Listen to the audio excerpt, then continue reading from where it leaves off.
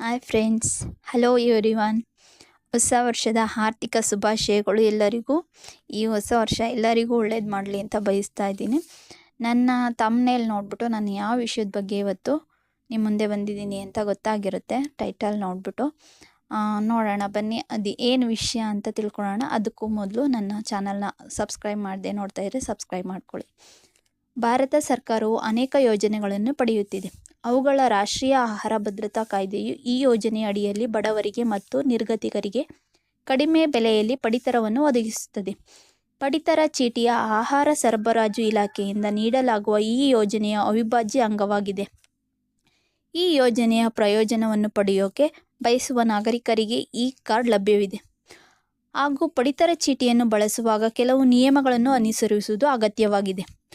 ಅವುಗಳಲ್ಲಿ ಒಬ್ಬ ವ್ಯಕ್ತಿಯು ದೀರ್ಘಕಾಲದವರೆಗೂ ಪಡಿತರ ಚೀಟಿಯ ಪ್ರಯೋಜನವನ್ನು ಪಡೆಯದೇ ಇದ್ದರೆ ಅವನ ಪಡಿತರ ಚೀಟಿಗೆ ಸಂಬಂಧಿಸಿದ ಸಂಪೂರ್ಣ ಪ್ರಕ್ರಿಯೆಯು ರದ್ದುಗೊಳಿಸುತ್ತದೆ. ಭಾರತದಲ್ಲಿ ಪಡಿತರ ಚೀಟಿಯ ಮುಖ್ಯ ಉದ್ದೇಶ ಅಗತ್ಯ ಇರುವವರಿಗೆ ಕೈಗೆಟುಕುವ ಬೆಲೆಯಲ್ಲಿ ಆಹಾರ ಪದಾರ್ಥಗಳನ್ನು ಒದಗಿಸುವುದು.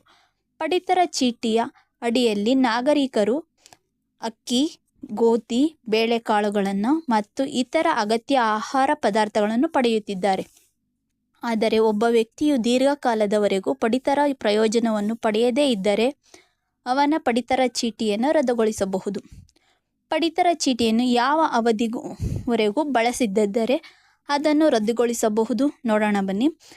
ಪಡಿತರ ಚೀಟಿಯ ರದ್ದತಿ ಪ್ರತಿ ರಾಜ್ಯದಲ್ಲೂ ವಿಭಿನ್ನ ಸಮಯದ ನಿಯಮಗಳ ಅಡಿಯಲ್ಲಿ ನಡೆಸುತ್ತದೆ.